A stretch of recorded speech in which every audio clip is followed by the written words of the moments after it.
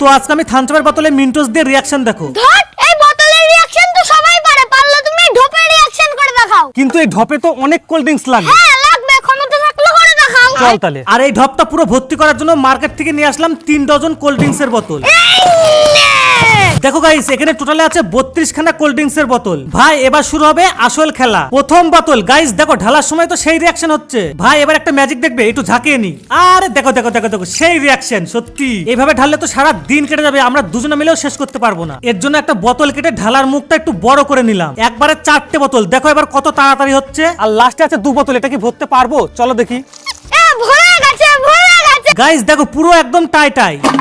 Finally দেখো ready হয়ে গেছে পৃথিবীর সবথেকে বড় থামসআপের বোতল। আরে ঢালার পরে এটা কি হচ্ছে? চলো এবার এর মধ্যে মিন্টোস দিয়ে দেখি রিঅ্যাকশনটা কি হয়। ও ভাই, এ কি Guys, reaction! দেখো। ওয়াও, কি সুন্দর। যদি তোমরা পার্ট 2 দেখতে চাও তাহলে আমি এই ট্যাঙ্কির মধ্যে রিঅ্যাকশন করে দেখাবো।